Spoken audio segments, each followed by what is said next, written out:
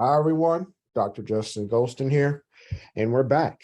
And to continue on with the Web3 use cases, we're going to start off with energy in this video, and you're going to see the Internet of Things enter into the energy space, so that the Internet of Things and artificial intelligence will be able to enter into the energy space to create a more sustainable world, because we can have the Internet of Things to automate processes and reduce energy waste and reduce energy costs for large organizations, so for commercial properties as well as for residential properties. You're going to begin to see IoT devices integrated with solar energy, so that we can track and trace that, and then also within artificial intelligence to use to provide a forecast of usage. In some parts of the world, you've seen brownouts where the governments have purposely cut the power, to save on energy costs. So we can leverage IoT and artificial intelligence to essentially mitigate that risk, so we can be more proactive in making adjustments. Within gaming, so we've seen a big emergence. So in the last class, in the introductory Web3 class, we talk a lot about play and earn gaming, and within play and earn gaming, we're starting to see cryptocurrencies. We're starting to see a lot of games being created on blockchain. So gaming is going to have a large presence within the Web3 world. There's going to be a number of opportunities for individuals in the gaming space. With the Web2 games, with the two, like Minecraft, like Roblox, like games that were put out by Blizzard, you're starting to see those same players starting to get into the Web3 space. So Blizzard has made significant investments in some of these blockchain games, and as well as artificial intelligence, you're going to see a number of individuals looking to integrate artificial intelligence to create what we refer to as multiplayer characters within blockchain. Okay.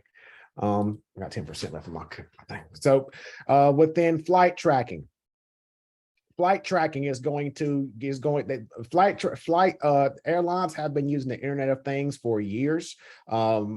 They're going to also begin to integrate artificial intelligence, and then all of those flight tracking, all of that information, all of that history can be written to the blockchain, especially in the supply chain industry, because a number of goods are sent via air. All of that information, all of that documentation for air cargo can be written to the blockchain. For certificates, we talked about certificates within the school use case, and for certificates, they can be written to the blockchain in the form of non-fungible tokens, in the form of NFTs. So you're going to start to see a lot of certificates, so that employers, so that administrators can go on the blockchain and actually verify that someone received that certificate or went to that specific university. There's been a number of stories on LinkedIn discussing that people have fraudulently said they went to a certain university when they really didn't. There's a lot of people who receive fake, who issue fake certifications. So blockchain is going to mitigate that risk, and that's one thing some companies are already looking to do. E-voting, going back to the government use case in the previous video. E-voting is one thing that is having a lot of research within the Web3 space. We mentioned quadratic voting in that government week, or in that government video. So e-voting is one thing that a lot of people are looking to blockchain to provide some additional visibility for voting purposes.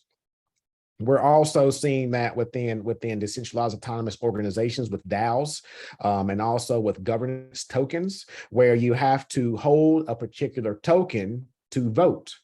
So that's where e-voting is going to come in within the Web3 space. And if you hold a token, then you actually have a voice within these DAOs, as well as within these blockchain protocols.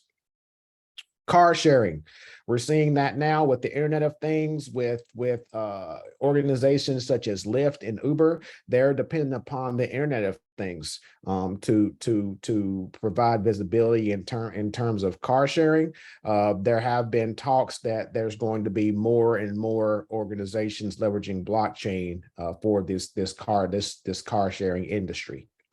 In terms of drone farming, that's where artificial intelligence is going to come in. Drones themselves can be referred to as the Internet of Things, and you're currently seeing a lot of countries in Africa using drones to aid in farming. So that is one use case that we're already seeing now within the Web3 space of leveraging drones to automate processes that were once done by individuals. Privacy. Blockchain is built on privacy. You have privacy tokens. You have some tokens that provide privacy that have been recently banned.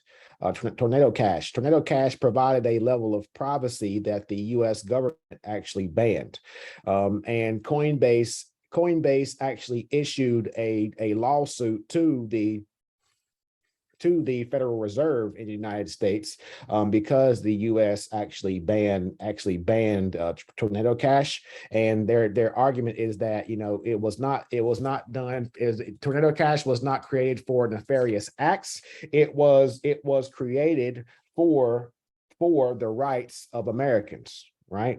There's not my thoughts. This is just what the lawsuit stated. So privacy. Blockchain is the true tool to privacy, to anonymity, or to be for individuals to be anonymous if they have a choice to be anonymous if they want to be. So blockchain so privacy is the foundation of blockchain. In terms of financing, within, whether it is cars, whether it is homes, decentralized finance is going to have a big impact on financing in the near future. I have peers that I'm actually in a DAO with, where they were able to collateralize their crypto to buy their first home, straight cash. So they were able to collateralize their crypto so that they're actually borrowing from themselves. They're not going through a bank. They were able to collateralize their crypto, transfer it to cash, and pay off the house in full. Okay. And there's some advanced approaches that we can take in terms of financing, where yes, you can actually borrow against a stable coin. So we could say that if there's some protocols, in order to increase the total value locked, which in turn is going to increase the liquidity within that protocol, you can actually borrow 3%, but they will actually give you 5% in stable coin because you're locking up that particular token. So I'll lock up my token I lock up a million, hypothetically, I lock up 1 million stable coin, right? And because I locked up 1 million stable coin, they're giving me 5% rewards, right? So then I can borrow 800,000 stable coin, but I only have to pay back 3%, right? So my loan's only 3%, but I'm actually getting 5%, right? So essentially, I have 2% each year that's paying off that loan. So the loan is paying itself off 2% every single year, compounded, right? Now that loan may not be paid off in your lifetime, but that loan maybe get paid off in your children's lifetime. So that's one thing that people are looking at. This is not financial advice. I'm just letting you know what the use cases are and what people are actually doing. So you can leverage decentralized finance to provide your own financing. And then finally, going back to the video that we did last week, like the last video with tracing, that's the tracking and tracing of goods, whether it be goods, whether it be people. The tracking and tracing of blockchain and the Internet of Things are going to provide transparency to the tracking of individuals as well as the tracking of goods through supply chains. We have one more use case to go. Until next time.